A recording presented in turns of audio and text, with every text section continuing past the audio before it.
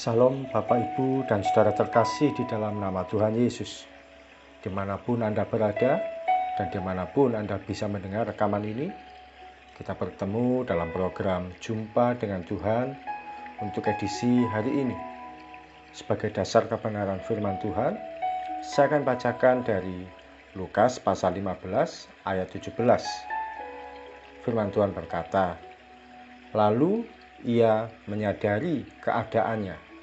Katanya, betapa banyaknya orang upahan Bapakku yang berlimpah-limpah makanannya, tetapi aku di sini mati kelaparan."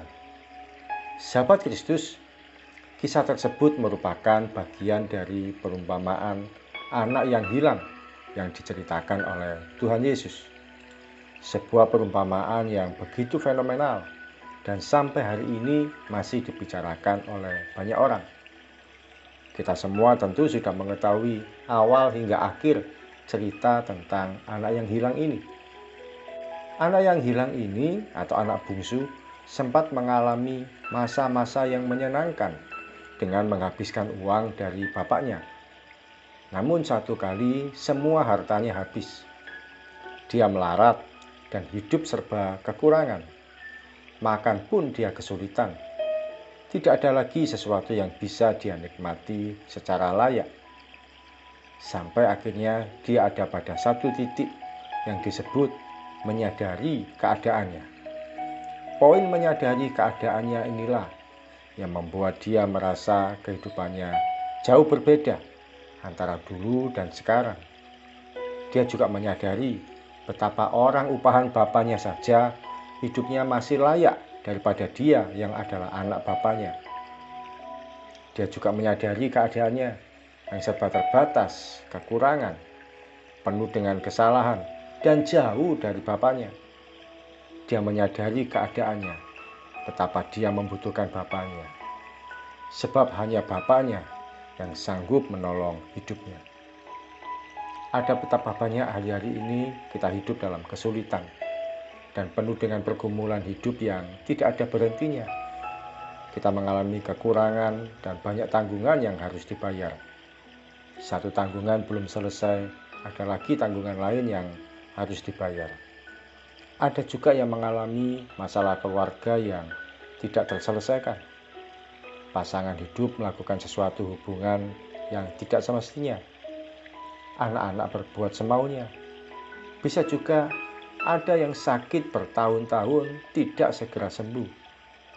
Demikian juga ada banyak pergumulan lain dalam hidup ini yang tidak mudah untuk kita hadapi. Ada kalanya kita harus berhenti pada satu titik dan menyadari keadaan yang kita alami. Saat itulah kita koreksi diri sendiri. Saat itulah kita memperbaiki diri sendiri. Saat itulah kita membuka diri untuk bertobat dan menyesali diri. Bisa jadi selama ini kita menjauh dari Tuhan, tidak ada persekutuan pribadi dengan Tuhan. Bisa jadi ada kewajiban keuangan yang kita lalai untuk memberikan pada Tuhan. Bisa juga kita mengabaikan kesempatan untuk membaca dan merenungkan kebenaran firman Tuhan. Mari kita belajar untuk menyadari keadaan diri kita sendiri.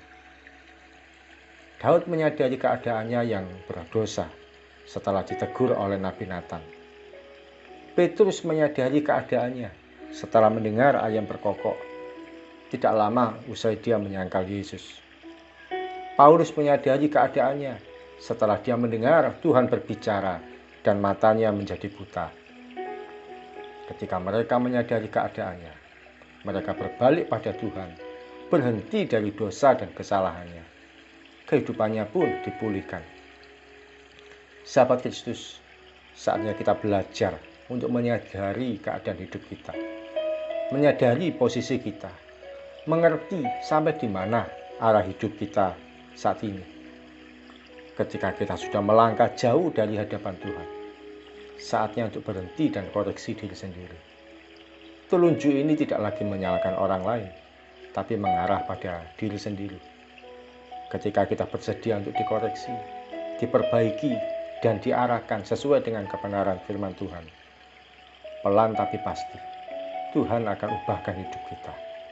pemulihan seutuhnya akan kita alami selama kita tidak kehilangan harapan pada Tuhan. Mari kita bersatu hati dalam doa. Tuhan Yesus, terima kasih untuk firman-Mu pagi hari ini yang boleh kami terima.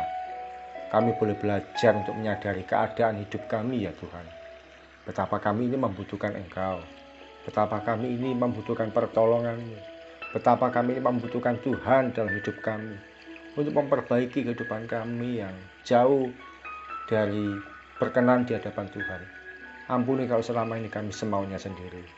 Kami memutuskan segala sesuatu menurut apa yang kami pertimbangkan baik.